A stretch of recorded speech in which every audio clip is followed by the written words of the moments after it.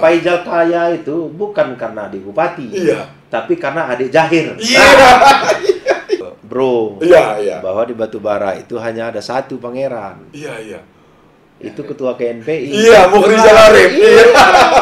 Dia lah yang jelas anak raja ya. Raja Murid. Saya ini saksi.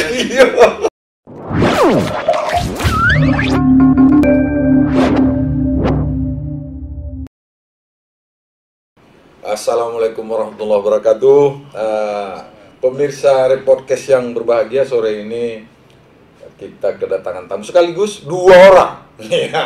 Satu kemarin dulu sekitar 4 bulan yang lalu sudah pernah berpodcast di sini, Bung Haji Oka Faijal Abdul Jalil SE.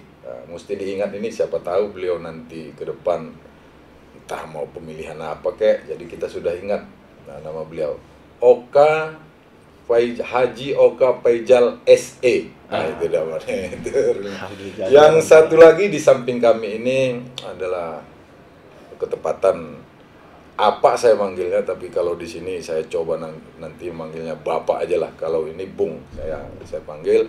Ketepatan beliau juga adalah Vimpret di berbagai media dulunya, viral di beberapa tempat karena keahlian beliau memang di tulisan sebagai jurnalis senior, malang melintang dari Jakarta sampai Sumatera Utara. Dan hari ini mereka berdua hadir ke podcast kita ini sebagai narasumber, tapi jelasnya Bapak ini nanti bercerita tentang bagaimana dia menuliskan kisah Bung Faijal. Bung Faijal ini kita tanya, jangan-jangan kita hanya tahu di saat beliau di sini sudah kaya, bagaimana menggapai kesuksesan itu semua kita nggak pernah tahu. Apalagi kaum milenial taunya begitu hadir sukses terus, begitu ada ganjalan terus mundur. Ini salah satu contoh. Mudah-mudahan kita tanya ya, Bung. Oke, Bung, dari Bung lah dulu ya. Mudah-mudahan bisa bercerita.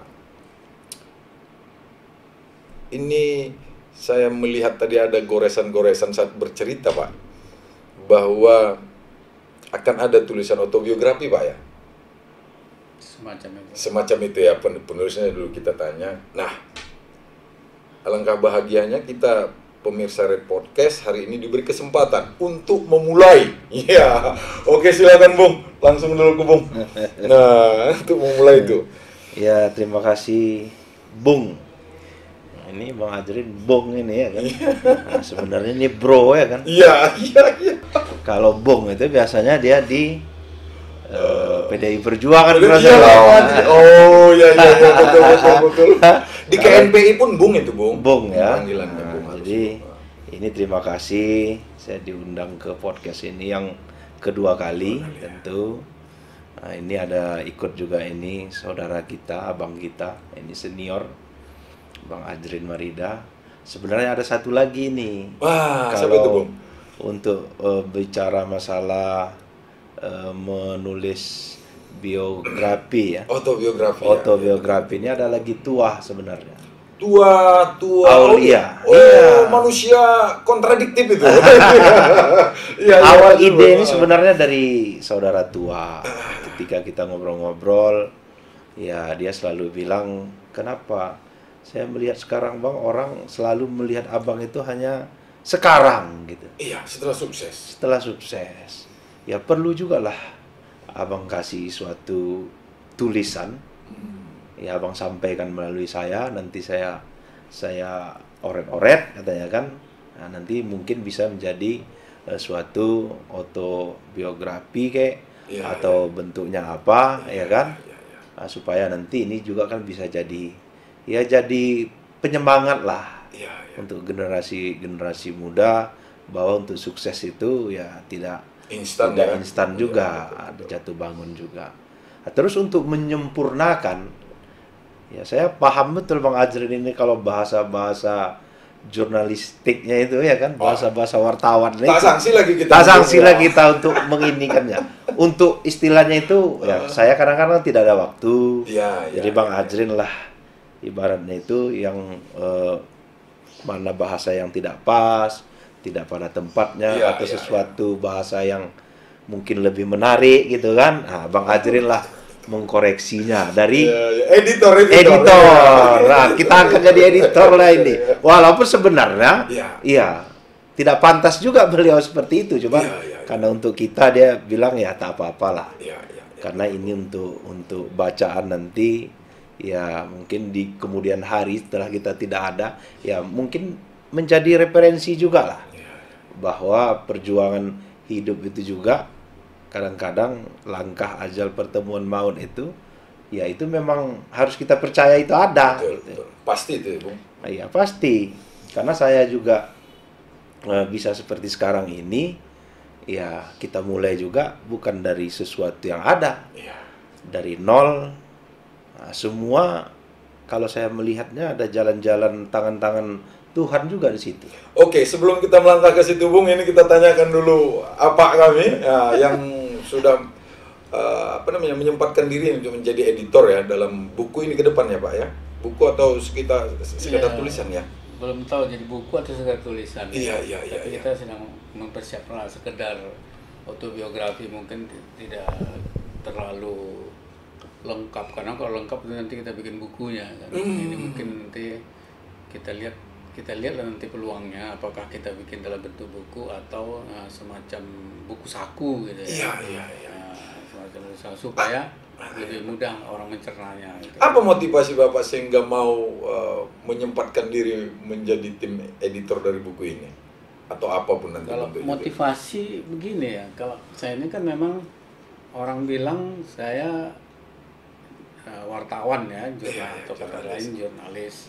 Ada yang bilang senior. Kalau saya sendiri sebenarnya tidak menganggap senior, karena kalau wartawan itu nggak ada ininya, nggak ada habisnya ilmu itu. Itu belajar terus. Tapi begini, saya di samping memang profesi saya menulis, sehingga apapun dia bentuknya saya suka menulis, tapi dalam hal ini saya melihat satu motivasi lain yang tersendiri, yaitu yang pertama, saya tertarik dengan memang ininya, memang perjalanan hidupnya gitu. Karena seperti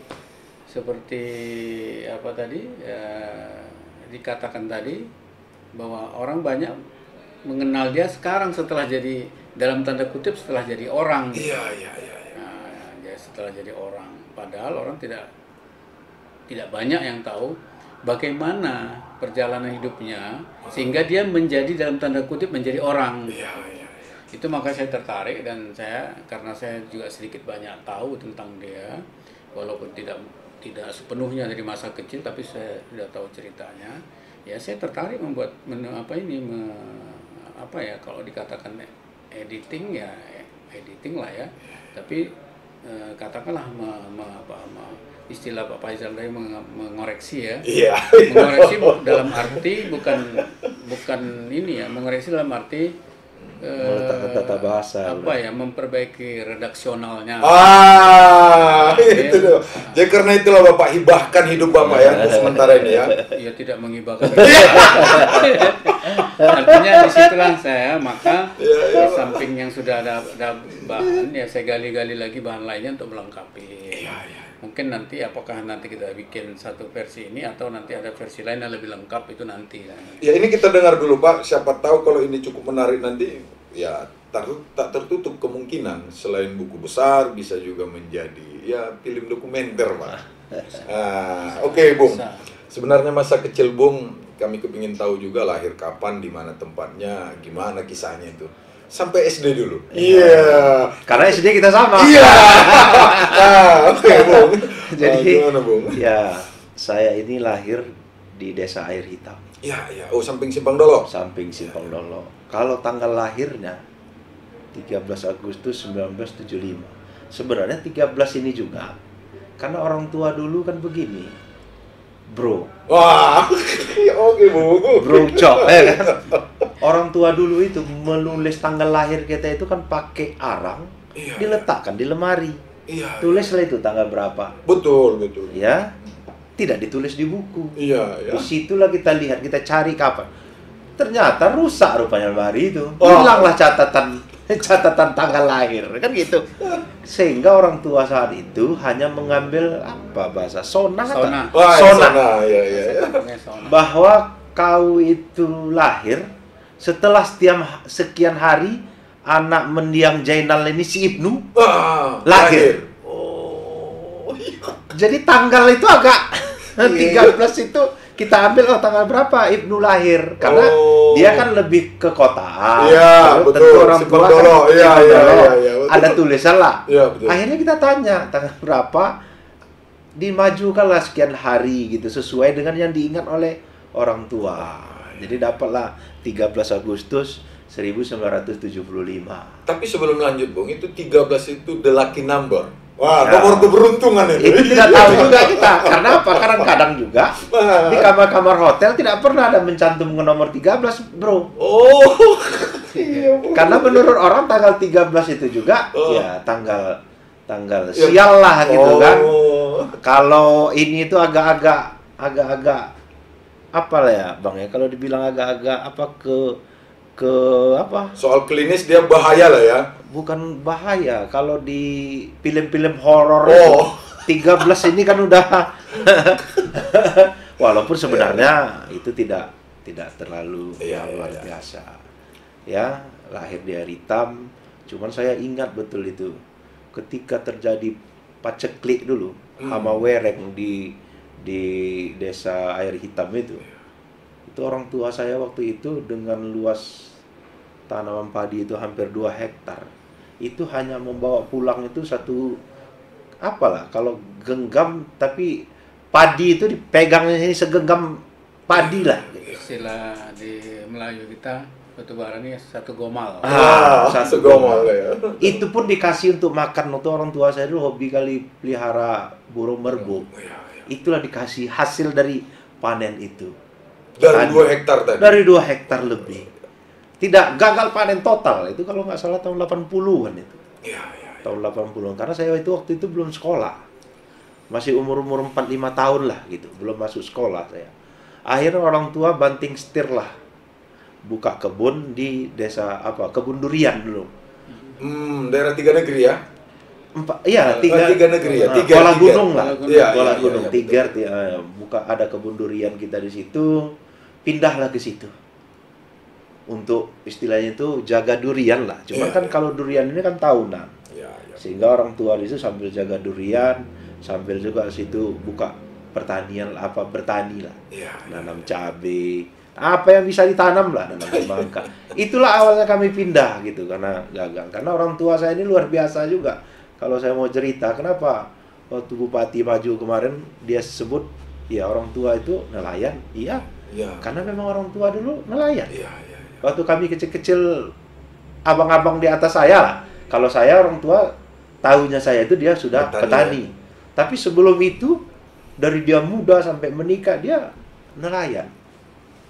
Memang nelayan di Tanjung Tiram, ya terkenal itu orang tua saya dulu nelayan. Habis itu, ya sempat juga katanya jualan ikan di Pajak, di Simpang Dolo. Habis itu baru banting setir. Pasti kita belum lahir lah ini. Iyalah, banting setir dia jadi petani, gagal bertani, jadi istilahnya itu bertani karena petani sama bertani ini beda dia. Ya ada sawah, ada darat. Jadi ketika umur 5 tahun itu dengan keadaan ekonomi kami yang sangat luar biasa, saya masih sempat merasakan makan nasi kalau pagi itu sama minyak jelantah yang bekas-bekas goreng ikan asin. Itu saya masih merasakan itu. Masih merasakan, bro. Betul. Tunggu dulu, bro. Ini apa, Bung? Ini berapa sekeluarga? 8. 4 perempuan, 4 laki-laki. Bung nomor berapa? Nomor 7. Udah hampir terakhir ya? Hampir terakhir. Ya. Lanjut. Kalau melihat dari silsilah ininya, kalau bahasa bercandanya, saya ini anak yang tidak diharapkan. Alamak. Iya. Bukan maksudnya ini, bro, gini. Karena Pak Jahir, Bupati, itu tahun 69 lahir. Saya kan 75. Berarti kan 6 tahun selisih kami. Memang ya, kalau bahasa yang tidak diharapkan tadi, kecelakaan ya, nambah dia lagi 2. kalau mungkin menurut ini orang tua kemarin seharusnya udah sampai selesai lah sama Pak Bupati Bupati aja lah, selesai lah itu yang anak yang kelima gitu kan. Udah lah, cukup lah ini gitu. Ternyata ditambah rezeki juga. Walaupun ya saya selalu bercanda itu, wah saya ini anak yang tak diharapkan, karena jauh kali selisihnya. Karena yang di atas kami selisihnya 1 tahun semua, ya, setahun 2 tahun. Iya. Saya sama adik saya yang perempuan hanya 1 tahun selisih kami. Jadi saya sebelum sekolah, bro, saya dulu tidak tinggal di tempat orang tua. Karena waktu itu kakak saya yang paling tua itu Kak Yon. Ya, sudah nikah lah ya. Sudah nikah. Kemudian orang itu adalah buka usaha jual pupuk. Masih ingat bro itu kan? Iya, betul. Nah, jadi saya pindah itu ke tempat kakak gitu. Jadi setelah pindah dari ini beberapa 6 bulan 7 bulan ya kan? Dari Air Hitam pindah ke Kuala Gunung. Pindah ke Kuala Gunung. Nah, tapi saya ikut juga. Cuman ketika kakak ini buka ini pupuk itu Simpang Dolo, saya di situ di tempat kakak. Apa alasan Bung waktu itu? Atau karena kehidupan teramat sulit waktu Bukan, itu? karena begini, waktu itu memang Bang Sapri itu almarhum ini orangnya kan orang yang luar biasa gitu, ngomong. Jadi untuk mengurangi beban orang tua juga ini. Iya. Karena semakin banyak di sana kan semakin oleng kapal. Ya kan? Iya betul. Karena masa-masa itu betul-betul masa-masa resesi, masa-masa yang sulit. Keadaan ekonomi Indonesia juga dunia memang sulit gitu. Jadi ditambah dengan keadaan panen yang tidak berhasil, ya namanya menempati tempat yang baru, ya kan? Tentu banyak pengeluaran uang kan, bangun rumahnya. Walaupun waktu itu rumahnya rumah pondok, itu rumah tinggi kalau bahasa kita kan, dindingnya pun dinding tepas ya kan. Weh, jangan kalian ingat ini hari ini rumahnya udah bertingkat. Dulu tidur, itu dia ya. Kalian ingat tadi ya. Lanjut Bung. Rumah tepas apa kalau udah malam adalah itu ampun lah, dinginnya pun minta ampun karena di tengah hutan. Jadi untuk mengurangi beban tadi ya, kebetulan kakak itu memang daripada dia mempekerjakan orang lain, kita istilahnya itu bekerja lah, membantu. Betul. Sambilan ya. Sambilan. Ya, tanpa kita sadari sebenarnya, ya itulah awalnya kita itu sebenarnya dibentuk oleh mendiang Bang Sapri inilah kita itu untuk menjadi pengusaha itu tanpa kita sadari sebenarnya. Selain dibentuk keadaan, mendiang Abang ini luar biasa berperan lah di situ ya. Luar biasa berperan, itu harus saya akui. Mendiang ini dia kan PPL dulu kan. Betul bagian penyuluhan. Bagian penyuluhan, dia jualan. Nah, dan banyak kali itu pelajaran-pelajaran yang memang istilahnya saya belajar juga dari beliau.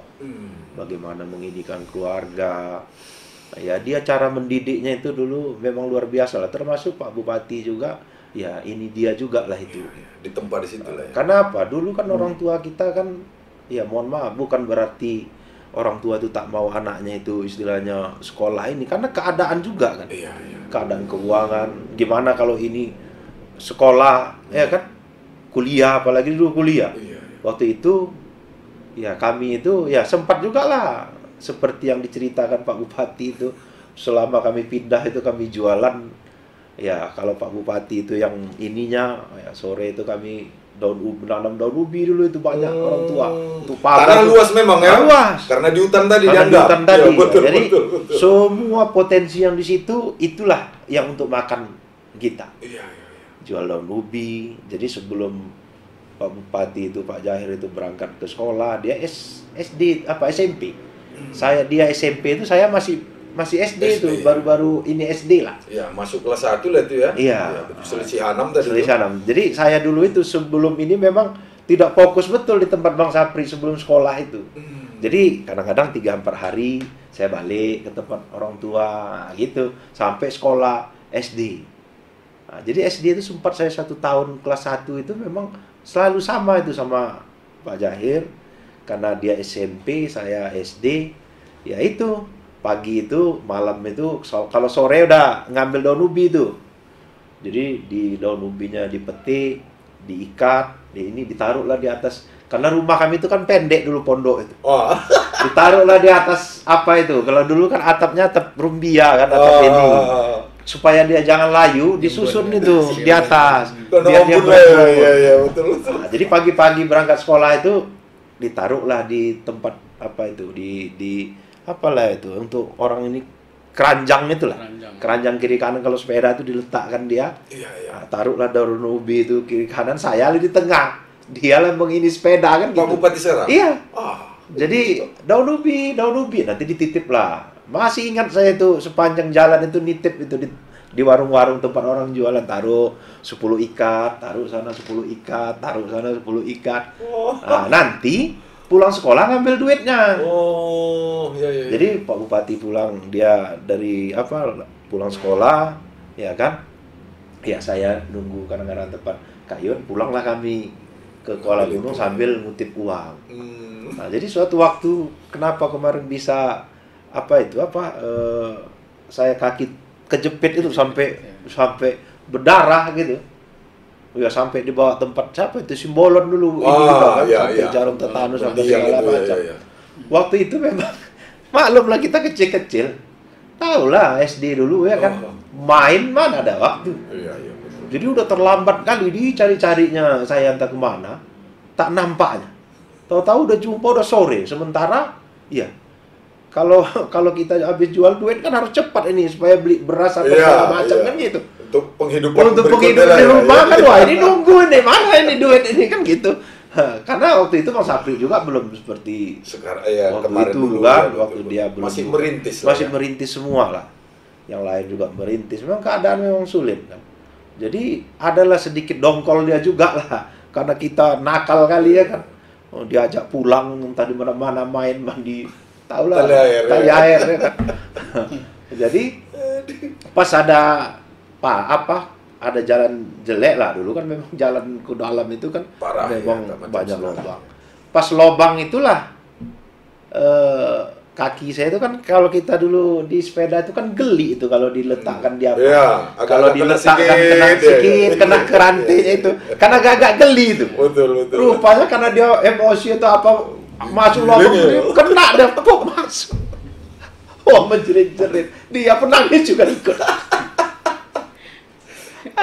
Aduh, jadi begitu dulu. Jadi asam. Memang kreatif juga lah ayah saya, mak itu asam itu kadang-kadang dibuat haluo, diikan-ikan. Nanti dititip juga di warung-warung. Nah, nanti pulang sekolah. Termasuk dulu ya Pak Jahir itu, Pak Bupati itu sempat dia jadi juru potret gitu. Moto-moto dulu kan tak ada foto itu kan masih langka. Betul. Jadi dibelikan abang saya, abang Bait itu alat kamera, kalau dulu Ricoh, betul. Sekarang kan Sony lah. Dulu kan Ricoh itu luar biasa. Betul. Masih model diputar pakai film. Betul. Kalau salah masukkan filmnya tak cuci habis dia. Sempat dulu SMP itu dia moto-moto juga. Moto-moto. Jadi zaman dia SMP itu memang kehidupan saya SD itu ya luar biasa lah, karena baru pindah, belum dapat formula lah itu di kebun itu. Tamat dari SD itu, Bung? Tamat dari SD saya kan SMP di sini ya? di Simpang Dolo juga. Itu... Tapi saya udah tetap tinggal di tempat Kayun itu, tak ada jarang. Kalau saya sakit aja saya pulang ke rumah. Oh, pokoknya setelah sekolah SD mulai intens lah di rumah Bu Yun ya. SD itu kelas 2, kelas 3 itu saya udah intens lah di tempat di tempat Kayun, karena sudah mulai full saya bantu. Jadi saya dulu itu pagi habis, kalau Bang Mendiang ini dulu kalau subuh itu dia kadang-kadang suara ngaji. Asal udah jam 4:30 itu sebelum subuh. Nah, itu udah suara ngaji tuh, udah dihidupin dah. Jadi di rumahnya itu ada speaker. Jadi kita udah kayak wah ini tidur lagi tuh. Jangan tidur udah bunyi itulah. Cara mendidiknya itu. Habis sholat subuh nanti udah bertukar lagunya, Bang. Masuklah lagu. Kasidah. Bukan, lagu Padang. Alamak. Iya. Lagu Padang aja tuh. Sampai kadang-kadang kita pun hafal lagu-lagu karena tiap pagi. Jadi kalau sana habis sholat subuh, saya itu tugas saya buka kios lah. Itu rutinitas lah ya. Rutinitas pagi itu pasti saya buka kios, menyusun barang, ya kan. Bersih-bersih, ngepel lah, nyapu. Itu rutinitas sampai nanti jam mau sekolah, jam 7 saya selesai itu saya masuk. Gantian lah Bang Sapri yang jaga, saya mandi, pakaian apa, sekolah. Nah, dia yang jaga itu sampai jam 8. Nanti setelah jam 8 dia kan mau masuk kantor juga. Barulah Kak Ion yang jaga gantian toko. Nanti pulang saya sekolah jam 1, balik lagi. Habis saya makan, pulang, makan, jaga toko lagi saya. Sampai nanti sore tutup. Begitulah sampai SMA ya? Sampai SMA saya begitu. Sampai SMA saya terus di situ. Ya mulai dari, alhamdulillah mulai dari kakak itu sewa ruko. Ingat tuh yang di sebelah Barum dulu. Iya, betul. Yang sekarang orang toko emas. Iya.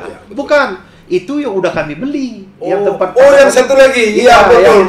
Dekat Pembait dulu sebelah. Iya. Yang disewa. Iya, betul. Mulai dari sewa situ sampai lah bisa dia bangun rumah, bisa dia beli toko yang di depan itu apa segala macam. Ya itu semua ya dari usaha pupuknya itu. Nah, dari usaha pupuk. Jadi itu yang kita ingin. Kalau dulu ya ingatlah kita lagi gila-gila olahraga, bola, voli. Iya, udah lengkap ya. Kadang-kadang bulu tangkis. Kadang-kadang awak jam 4:30 udah tutup.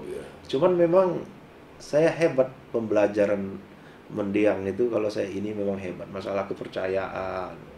Ya, saya kelas SD itu dia sudah percaya. Laci itu saya yang pegang.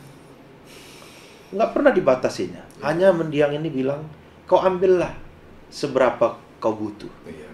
Tapi ingat, jangan sampai habis modalnya. Ini pelajaran ini sekalian anak-anak milenial. Kau ambillah secukup seberapa yang kau butuhkan ya. Jangan sampai habis yang modalnya.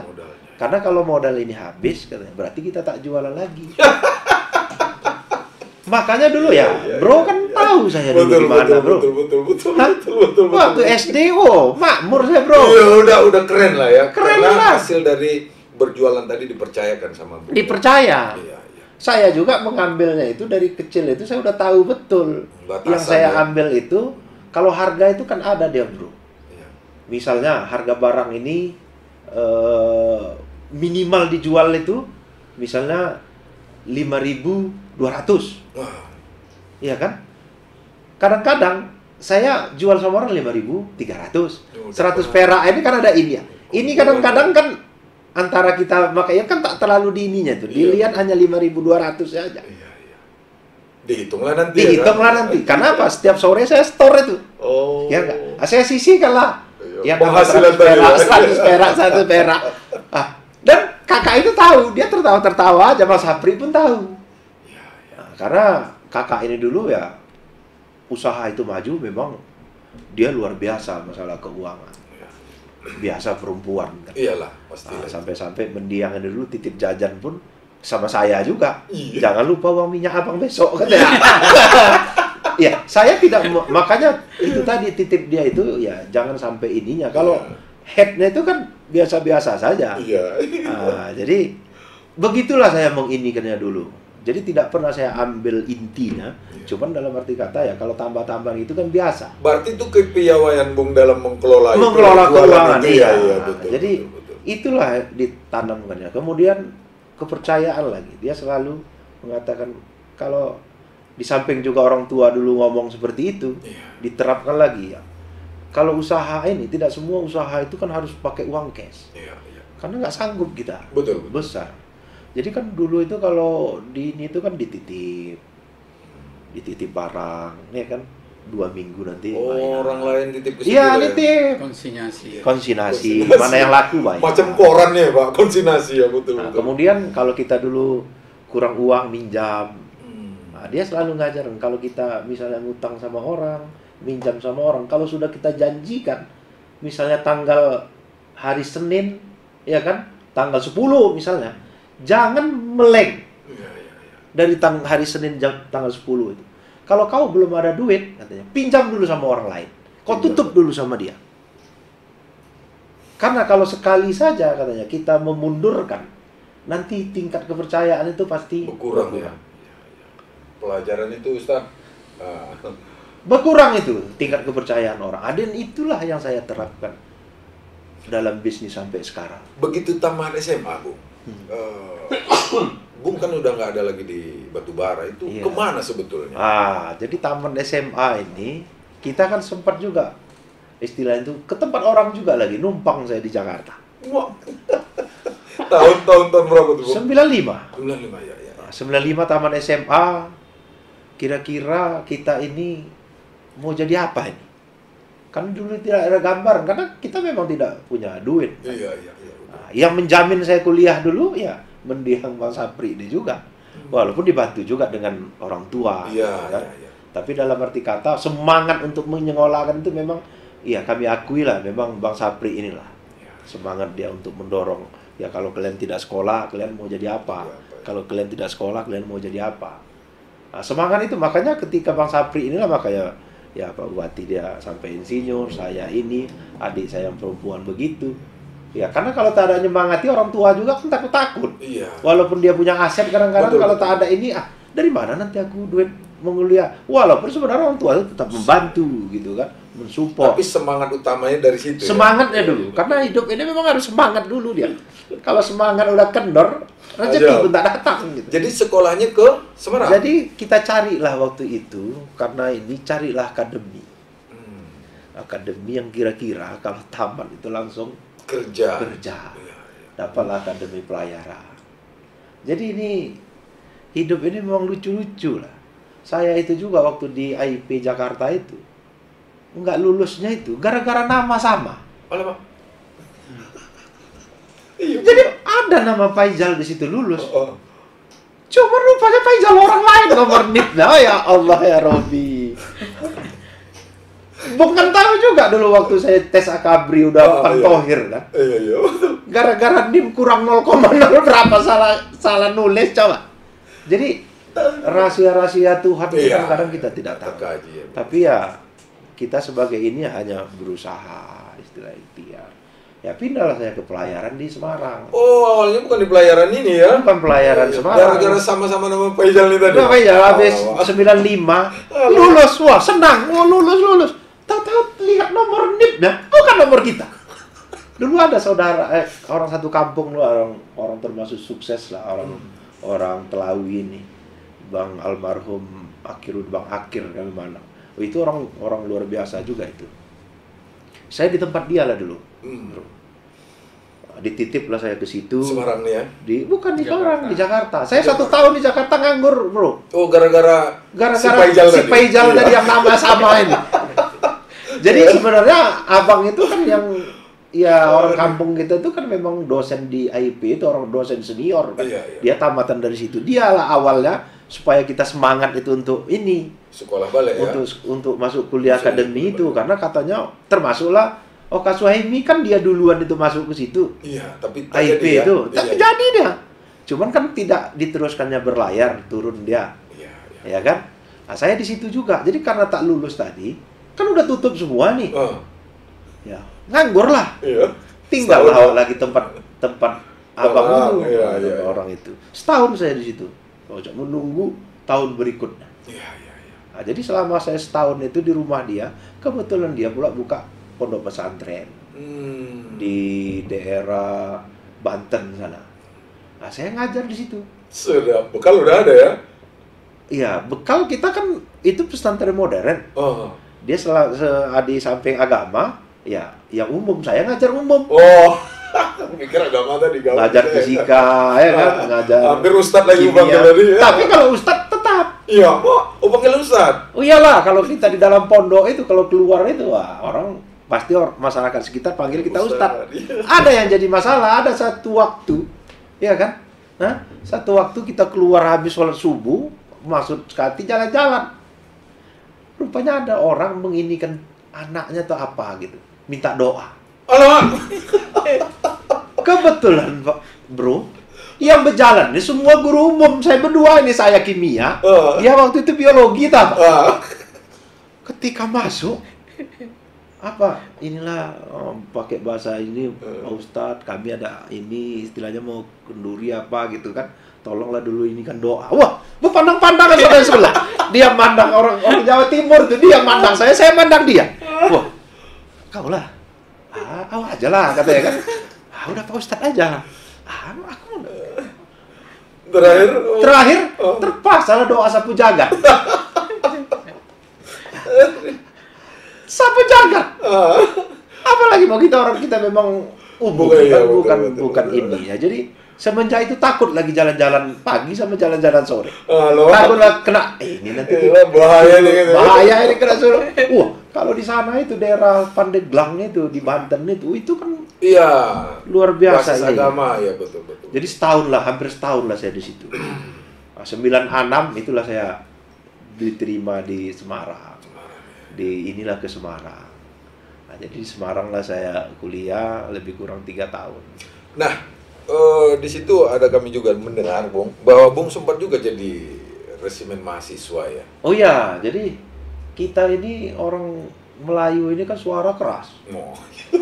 Itu modal juga. Modal ini ya, macam Marsat, ya kan? Suara kuat. Jadi ketika kalau kami dulu kan semi militer, baris berbaris dia. Kita masuk aja itu, kita pendidikan itu 3 bulan. Iya. Kalau di sana itu apa? Kalau di sini apalah? Kayak tentara itu apa yang di Rindam. Rindam ya.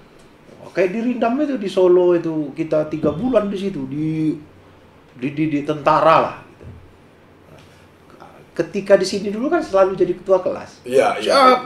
Kan itu. Jadi di sana gitu juga. Pas kita jadi ininya, tahu lah. Di sini kita teriak sampai ke ujung sana orang dengar. Suaranya lantang. Kalau orang kita Jawa ini kan umumnya bahasanya halus. Halus. Gimana dia ini? Kalau kita kan siap dulu sampai ke ujung sana kedengar. Jadi strukturnya itu udah. Ini aja. Udah ini Danton waktu itu. Komandan Peleton satu kelas itu kita lah komandannya. Karena suara tadi juga lah. Nah, jadi ya itulah ini tadi ilmu bisnis itu dalam arti kata peluang itu tetap dicari juga. Ketika jadi ketua kelas itu kan dekat kita sama bapak-bapak ibu-ibu itulah ya. Gitu. Kita kalau dekat-dekat dan gitu kan cepat aja ya. Udah jadi Danton lah. Dulu kan belum ada seperti sekarang. Waktu itu handphone belum ada. Handphone tuh masuk kan 97 itu kan, 98 kalau saya tidak salah. Nah, 98. Sementara waktu itu kan masih sistem kuliah kan.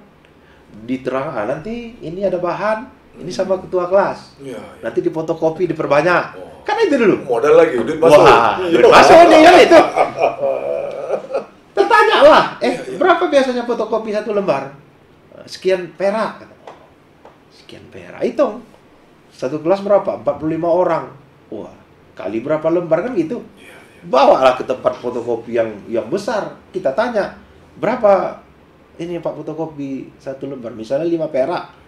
Ya ini kan banyak, bos. Oh nggak apa-apa, nanti kalau banyak kita korting jadi 4 perak. 1 perak.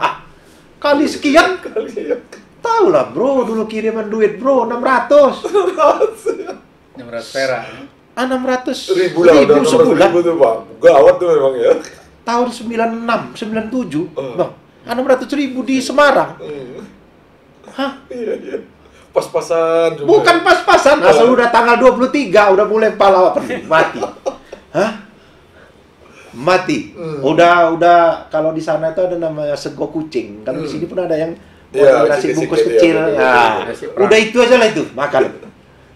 Pagi makan sego kucing, malam nanti makan sego kucing. Kalau makan siang masih enak, masih ada ngutang di warung. Kita percaya juga. Kalau udah malam ini, karena duit tadi hanya 600.000. Dengan adanya fotokopi ini, lumayan saya dapat.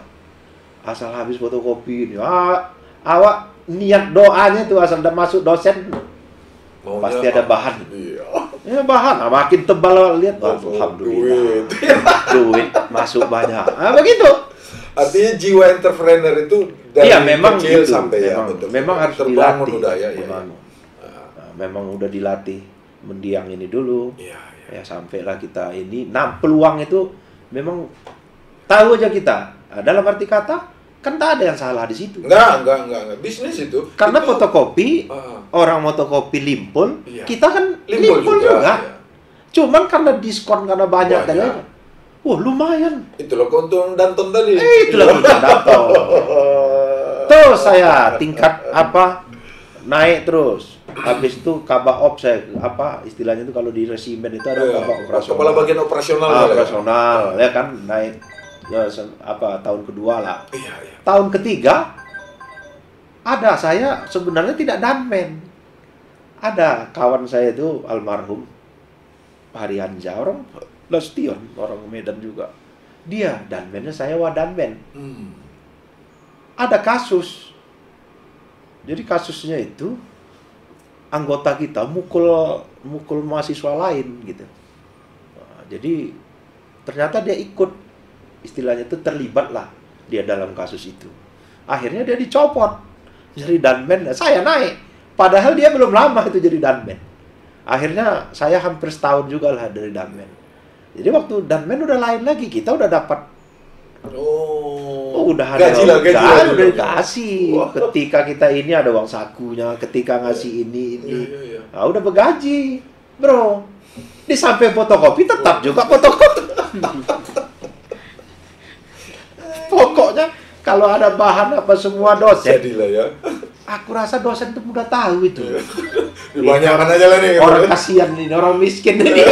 Jadi asal fotokopi kasihnya sama kita, fotokopi kasih kita perbanyak. Ya alhamdulillah juga gitu. Jadi tidak terlalu beban lah. Walaupun di tahun-tahun terakhir saya itu kan Pak Bupati, Pak Jahir kan pindah tugas. Dia ke Surabaya, sering juga dia main ke Semarang. Terakhir ketika saya udah selesai, dia pindah ke Semarang. Ngajukan ini Semarang, akhirnya kami ngumpul lah di situ. Dibawa semua itu. Adik saya perempuan kuliah, semua kemarin dibawa ke Semarang, menyewa satu rumah. Kuliah di situ kuliah di situ. Di samping saya ini ikutlah sama Pak Bupati. Jadi sopir lah. Oh, awalnya di situ, Bung ya? Iya, jadi sopir lah saya. Dalam arti kata, di samping karena kita udah hampir selesai, kuliah juga selesai, tinggal ujian ini aja kan. Nah, ikut dia. Kalau kemana-mana lah, pokoknya dia kan wilayahnya tuh satu. Wilayah kerja. Itu Pak Bupati kita ini dulu jadi apa di situ? Area manager. Area manager ya. Bagian kehutanan ya, Bung? Kehutanan. Jadi dia memang bagian kehutanan. Ya dulu ya terkenal lah itu Jati Super dulu. Yang panennya itu katanya ya 15 tahun lah, lebih pendek. Jadi saya dulu jadi sopir beliau. Awalnya ya? Awalnya kemana-mana, ikut ke sana, ke daerah-daerah. Habis lah pokoknya kami putar semua Jawa itu. Nah, pertama kali berkecimpung di dunia bisnis selepas kuliah. Jadi ketika tahun 2000, saya kan layar. Sempat juga diikuti pelayaran ini? Sempat. 1 tahun saya layar, 2000 sampai 2001. Waktu itu saya ditarik lah sama ada abang saya, sampai sekarang eksis sekali itu. PT Lintas Samudra itu kapalnya banyak betul. Jadi karena saya komandan resimen, jadi langsung diambil gitu. Iya. Langsung dibawa kerja. Mahasiswa berprestasi. Dianggap mahasiswa berprestasi terhadap ya kampus lah. Kampus ya betul. Saya 2 orang lah kami itu, ada satu lagi kawan saya. Nah, dia pun termasuk berprestasi juga. 2 orang aja kami. Waktu itu kapal baru diambilnya, landnya land Asia. Iya kan, land Asia waktu itu. Jadi kami itu dari Indonesia ini biasanya ke Papua, ke Pak sana ngambil kayu lapis. Jadi muatan kapal kayu lapis bawa ke Jepang. Jadi Bung gini ceritanya udah pernah ke Jepang apa tuh? Udah capek. Udah capek. Gratis. Kalau orang bayar, udah gratis. Kita gratis dikasih gaji lagi. Dolar lagi gajinya. Jadi kami ada menangkap dulu gini, Bung.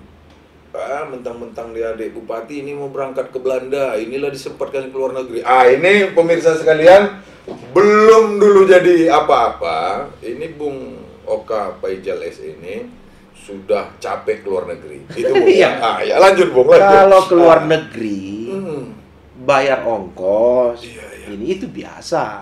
Nggak keren. Kita ke luar negeri, makan dikasih, gaji pokok dikasih. Habis itu dihitung itu. Ketika naik jangkar itu dari Papua sana, jalan udah hitung argo dolar. Wah, itu dia. Satu hari $20 itu. Iya. Wah, hitung itu sampai ke Jepang sana. 14 hari itu. Wah. Jadi Bung, dalam 1 tahun ikut pelayaran itu. 1 tahun, karena Iya. kontrak itu kan 1 tahun. 1 tahun itu kemana negara aja Wah, udah pernah dilayani? saya ke Jepang, Iya. ke Korea, Iya. ke Taiwan, ke Hong Kong, Thailand. Vietnam, Thailand. Wah. Kemudian kalau Singapura udahlah, Udahlah capek lah ya lintasan itu. Pokok Asia. Iya, iya, iya. 1 tahun itu. Ke Jepang itu saya entah 8 kali. Oh, Orang iya. lemnya itu aja. Iya, iya betul. Dari Jepang lah kadang-kadang kita bawa sana itu kan baja. Iya. Bawa baja atau kapal, tak mungkin muatannya itu